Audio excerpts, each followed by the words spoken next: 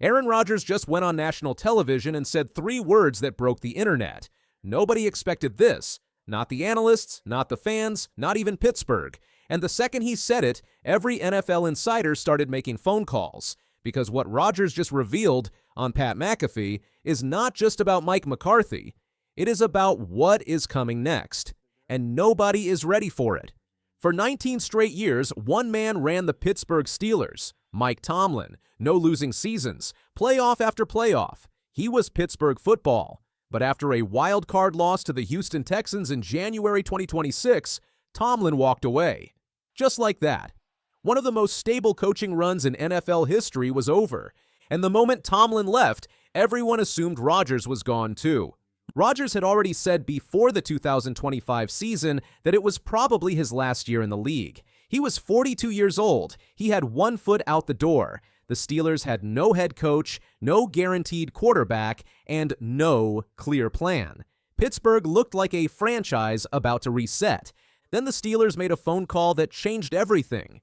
They called Mike McCarthy. McCarthy is not just any coach. He is the man who turned Aaron Rodgers from a backup sitting behind Brett Favre into a 4-time MVP and a Super Bowl champion. They spent 13 seasons together in Green Bay from 2006 to 2018.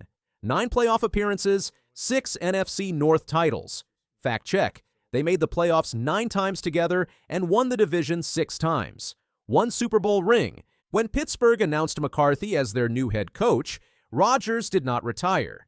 He did not sign anywhere else. He picked up the phone. NFL Network insiders Ian Rapoport, Tom Pelissero, and Mike Garafolo all confirmed it. Rodgers and McCarthy have spoken multiple times about a return to Pittsburgh, and Pelissero said something that caught every NFL fan's attention. He said, "The odds of Rodgers playing in 2026 are increasing." But here is where it gets interesting, because Rodgers did not just quietly talk to McCarthy behind closed doors. He went on national television and said things that made the entire NFL stop and listen. Rodgers sat down with Pat McAfee and said this about McCarthy. "Mike's one of the great guys in the league. Just an absolutely exceptional human being with a huge heart. He really cares about the players, but he also holds guys accountable and creates a lot of structure." Then Rodgers went even further. He said McCarthy bleeds Pittsburgh. He said it was a dream job for Mike to come home and lead a franchise like the Steelers. He talked about how few cornerstone franchises there are in the NFL and said there was nobody better to lead Pittsburgh than a guy who loves that city with all his heart. Now think about what Rodgers just did there. He went on national television and made the most public, passionate case for why Mike McCarthy is the perfect coach for the Pittsburgh Steelers. That is not something a man says when he is planning to watch McCarthy coach someone else. That is not the language of a retired quarterback.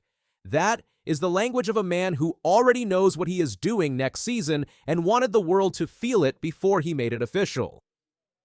Remember how Rodgers came to Pittsburgh in the first place? It was supposed to be one final ride, a farewell season, a way to go out on his own terms. But then something unexpected happened. Rodgers played well, really well. He finished 2025 with a 10-7 record, leading the Steelers to the AFC North title. He completed 327 of 498 passes for 3,322 yards. He threw 24 touchdowns against only 7 interceptions. He threw an 80-yard bomb that reminded people his arm is still alive. He is 42 years old, and he just led a team to a division title. But there is a missing piece to this puzzle: the playoffs. The Steelers' season ended in an embarrassing 30-6 wildcard blowout to the Houston Texans, where Rodgers threw for just 146 yards. A competitor like Rodgers does not want that to be the final image of his Hall of Fame career. So the story shifted. What was supposed to be a farewell season turned into proof that Rodgers still belongs in this league. And now with McCarthy running the offense, a coach who built some of the most explosive passing attacks in NFL history, Rodgers sees something he has not seen in years. He sees a real shot at going deep into the playoffs again. That changes everything about how he is thinking about retirement.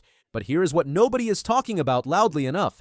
The Steelers are not just sitting and waiting for Rodgers, they are building around a window, and that window may not stay open much longer.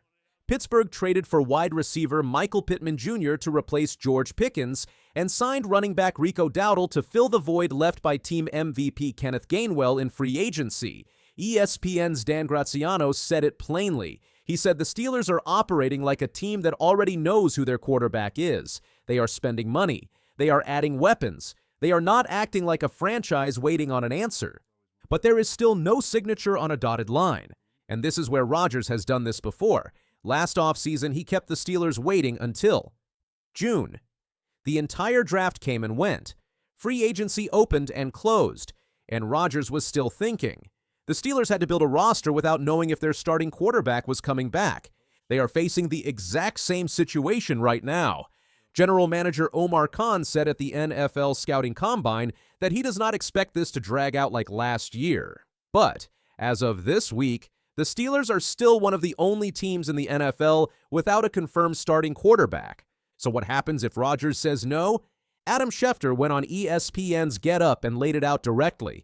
If Rodgers does not return, Pittsburgh plans to go with Will Howard and Mason Rudolph. Will Howard is entering his second year. He was a 2025 sixth-round pick out of Ohio State, but he spent his entire rookie season on injured reserve after breaking a finger in his throwing hand during training camp. He has never played a single regular season snap in the NFL. Schefter said the Steelers believe in Howard. McCarthy has praised Howard publicly, but Schefter also said something that every Pittsburgh fan should pay attention to. He said it is hard to bank an entire season on a quarterback nobody has seen play in the NFL. That is the backup plan, an unproven sophomore and Mason Rudolph. And remember what Rodgers himself said about Howard on Pat McAfee. He said Howard was in his pocket all season. He said Howard has the mindset of a guy who can be a consistent starter in this league for a long time. High praise. But Rodgers also knows better than anyone that praise does not win football games. Which brings everything back to where we started. Rodgers went on Pat McAfee and said McCarthy bleeds black and gold. He said Pittsburgh is a dream job for his old coach. He smiled. He talked about Latrobe training camp like someone who has already pictured himself there in the summer. He praised Will Howard like a veteran who knows he is handing the future to someone he trusts. Every sign points to one thing, but there is still no deal. There is still no announcement. The Steelers are spending money, building weapons, and waiting. McCarthy is ready. The fan base is ready. The roster is ready. The only question left is whether Aaron Rodgers is ready. And if history tells us anything, we will not know the answer until the last possible moment.